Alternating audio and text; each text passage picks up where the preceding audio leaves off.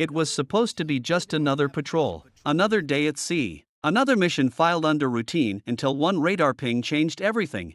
0923 hours, June 14, 2025. A blip appeared on the USS Princeton's Aegis radar system, nothing unusual, until that blip tripled its speed in under 90 seconds. That blip was a Chinese Type 052D destroyer, and it was coming in hot. Now here's what no one on that ship knew yet. The destroyer's captain had just received a direct order from Beijing: intercept the Americans, force them to blink. A challenge, thrown into the middle of the South China Sea like a gauntlet at high tide. For decades, China's been testing boundaries, nudging lines, drawing phantom maps where no maritime law agrees. But this wasn't posturing. This was kinetic chess played with billion-dollar pieces, live warheads, and global consequences. For decades, China's been testing boundaries, nudging lines, drawing phantom maps where no maritime law agrees. But this wasn't posturing. This was kinetic chess played with billion-dollar pieces, live warheads, and global consequences. The USS Princeton wasn't alone. She was part of the Nimitz Carrier Strike Group, a floating fortress designed not just for war, but for peace through overwhelming dominance. International waters. Yes, but those waters move $3.4 trillion in global trade annually. And now, one reckless maneuver risked igniting the match that could set the Indo-Pacific ablaze. Inside the Princeton's Combat Information Center, the tension was thick. The ship's spy radar painted every rivet on that Chinese destroyer in crisp digital detail. At this range, every decision counted, every minute mattered. By 0926, the threat level was officially moderate to high, and rising.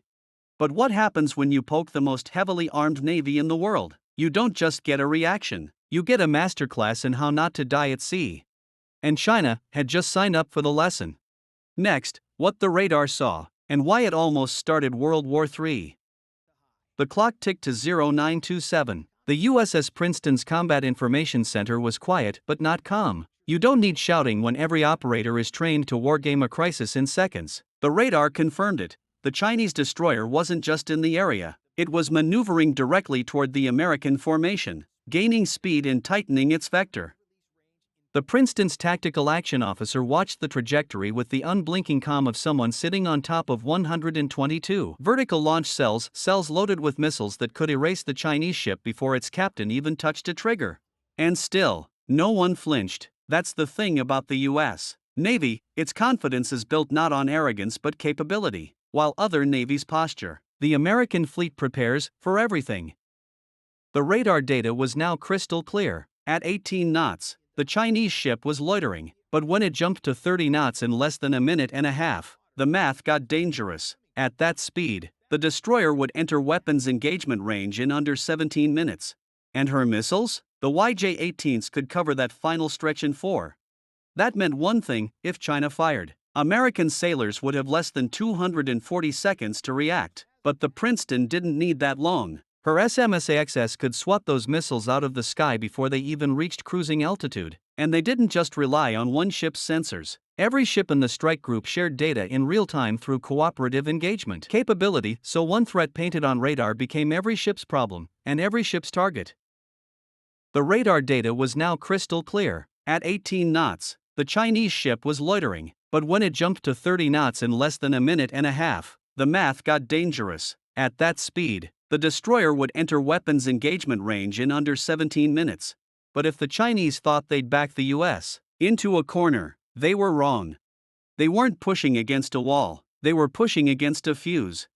Next, the Chinese destroyer crosses the line just as civilian ships enter the crossfire.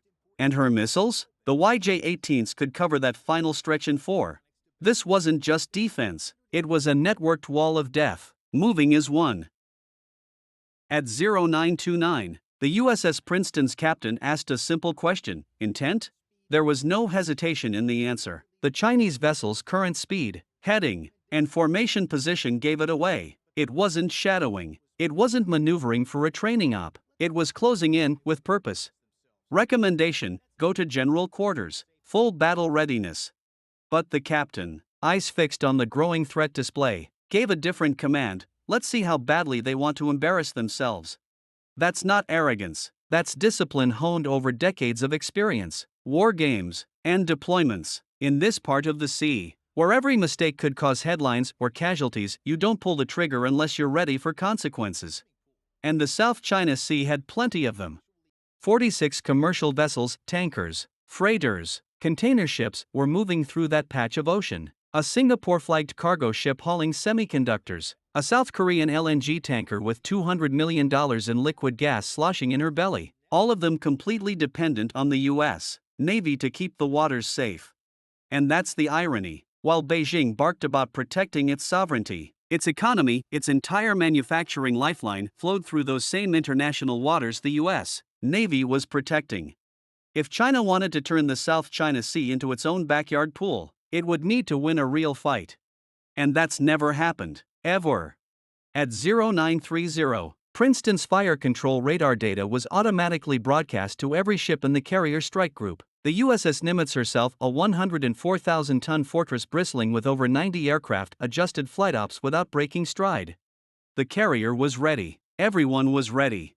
And the Chinese were still coming. Next, American destroyers shift formation and the enemy's trap becomes visible.